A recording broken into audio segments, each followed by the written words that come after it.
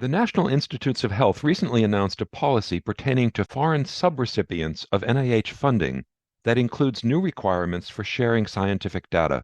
I'm Stephen Morrissey, managing editor of the New England Journal of Medicine, and I'm talking with Salim Abdool Karim, a professor at the University of KwaZulu-Natal and Columbia University, director of the Center for the AIDS Program of Research in South Africa, and a member of the journal's editorial board.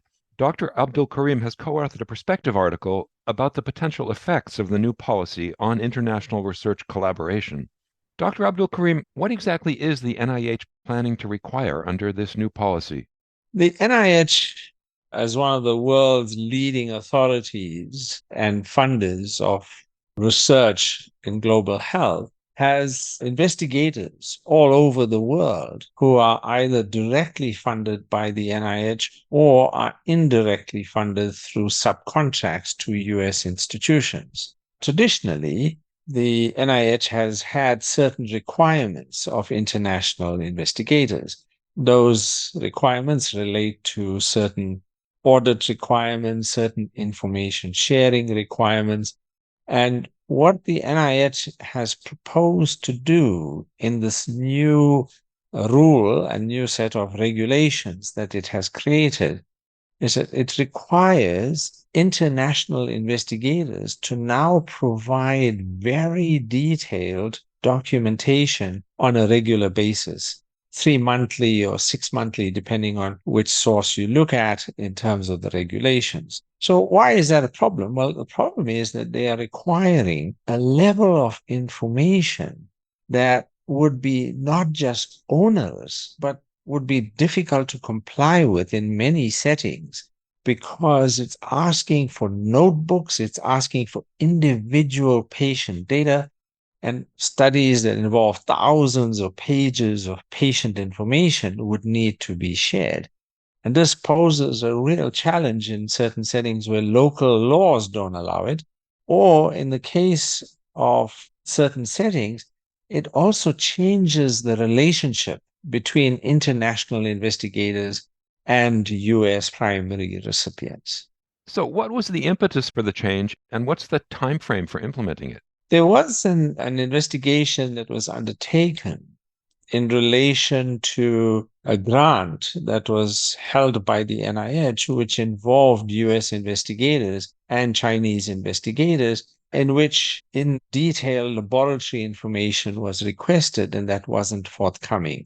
So in response to that, the NIH has created a rule now that covers all research, not just research where there is a certain risk or a certain investigations that have pandemic potential, but they are requiring all research, even research that's not got anything to do with infectious diseases. So that's going to lead to a set of rules that way exceeds what's required to cover the original problem. In order to fix the original problem, the NIH would simply require certain extra data sharing rules for specific studies that involve infectious diseases that may be of pandemic potential. And that would pretty much cover what is required. But instead, they've gone for a blanket rule that covers all research that is undertaken in international settings. So what potential consequences do you see to what you describe as an overreaction to inadequate oversight, specifically when it comes to the ability to conduct research effectively? First and most pernicious of problems that's going to emanate is that the whole world has been moving towards collaboration on the basis of mutual respect and mutual trust. Those are fundamental to global collaborations. This new rule is one that requires unilateral sharing of information. So it doesn't require domestic US institutions to share this information, or it requires international investigators to share this. So that means international investigators will be sharing their information with US colleagues, but not vice versa. So that undermines at a very fundamental level the nature of scientific collaborations and the nature in which we build relationships in global health. That kind of openness, honesty, and accountability between partners is pretty standard practice.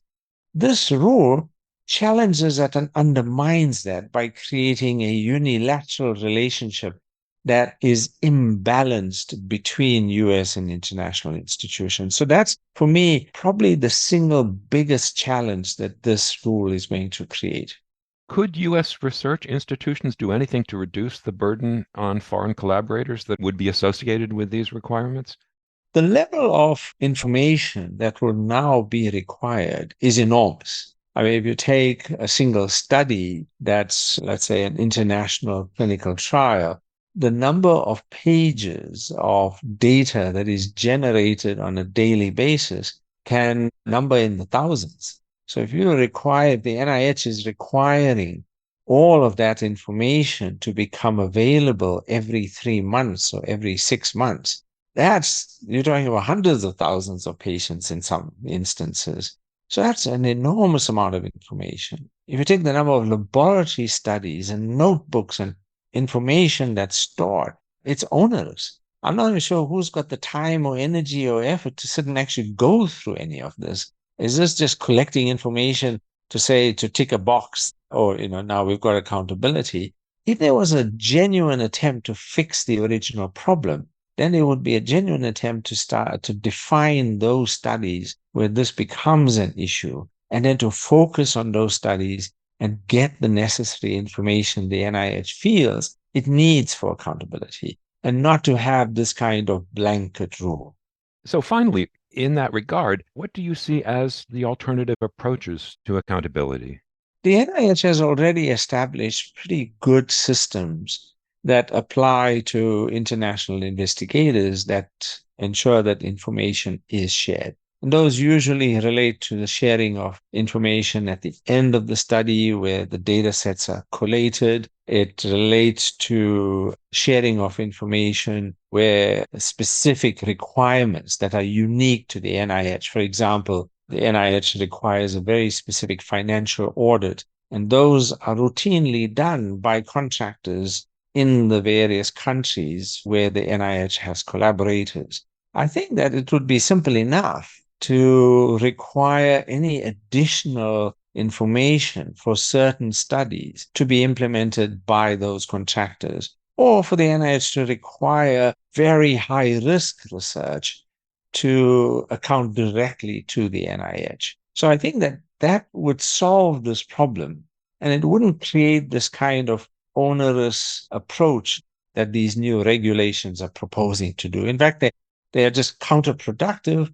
They're going to lead to large amounts of information. They're going to cost a huge amount to implement, and they're not going to address the actual issue, which is you want information on those particular studies where you are concerned. Instead, you're going to have mountains of data that you won't be able to go through. Thank you, Dr. Abdool Karim.